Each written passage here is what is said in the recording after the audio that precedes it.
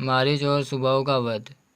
दूसरे दिन ब्रह्म मुहूर्त में उठकर तथा नित्यकर्म और संध्या उपासना आदि निर्वृत्त होकर राम और लक्ष्मण गुरु विश्वामित्र के पास जाकर बोले, गुरुदेव, कृपा करके हमें ये बताइए कि राक्षस यज्ञ में विघ्न डालने के लिए किस समय आते हैं। यह हम इसलिए जानना चाहते हैं कि कहीं ऐसा ना हो कि हमारे अनजाने में ही वे आकर उपद्रव मचाने लगे। दशरथ के वीर पुत्रों के इन उत्साह भरे इन वचनों को सुनकर वहाँ पर उपस्थित समस्त ऋषि मुनि अत्यंत प्रसन्न हुए और बोले, हे रघुकुल राजकुमारों, यज्ञ की रक्षा करने के लिए तुमको आज से 6 दिनों तथा रात्रियों तक पूर्ण रूप से सावधान मुद्रा में और सजग रहना होगा। इन 6 दिनों में विश्वामित्र जी मौन होकर यज्ञ करेंगे। इस समय भी वे तुम्हारे किसी भी प्रश्न का उत्तर नहीं देंगे, क्योंकि वे यज्ञ की दीक्षा ले चुके हैं।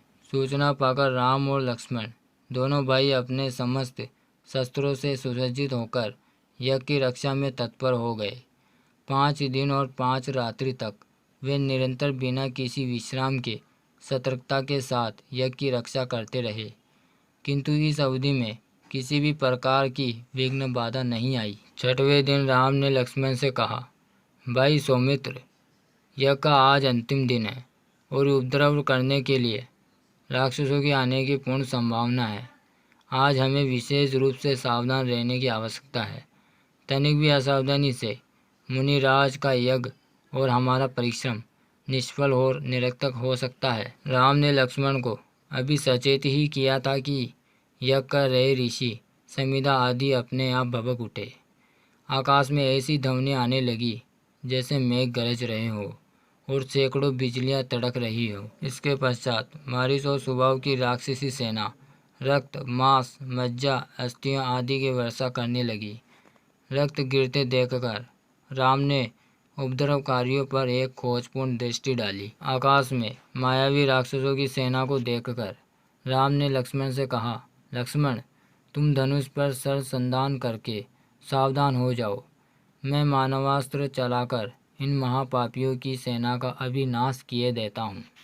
यह कहकर राम ने असाधारण फुर्ती और कौशल का प्रदर्शन करते हुए उन पर मानवास्त्र छोड़ा। मानवास्त्र आदि वेग से जाकर मारीच की छाती में लगा और वह उसके वेग के कारण उड़कर 100 योजन अर्थात 400 कोस दूर समुद्र में जा गिरा।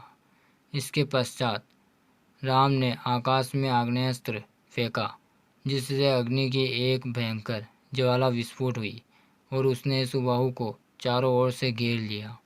इस अग्नि की ज्वाला ने क्षण भर में उस महापापी को जलाकर भस्म कर दिया। जब उसका जला हुआ शरीर धरती पर गिरा तो एक बड़े जोर का धमाका हुआ। उसके आघात से अनेक वृक्ष टूटकर भूमि पर गिर पड़े।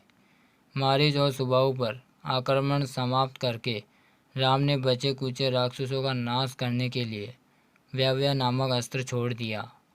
उस अस्त्र के प्रहार से राक्षसों की विशाल सेना के वीर मर मर कर ओलों की भांति भूमि पर गिरने लगे। इस प्रकार थोड़े ही समय में संपूर्ण राक्षसी सेना का नाश हो गया। चारों ओर राम की जय जयकार होने लगी तथा पुष्पों की वर्षा होने लगी। निर्विघ्न यज्ञ समाप्त करके मुनि विश्वामित्र यज्ञ वेदी से उठे और राम को हृदय से लगाकर बोले, हे रघुकुल कमल, तुम्हारे प्रताप और युद्ध कौशल से आज मेरा यज्ञ सफल हुआ। उपद्रवी राक्षसों का विनाश करके तुमने वास्तव में आज इस सिद्धाश्रम को कृतार्थ कर दिया।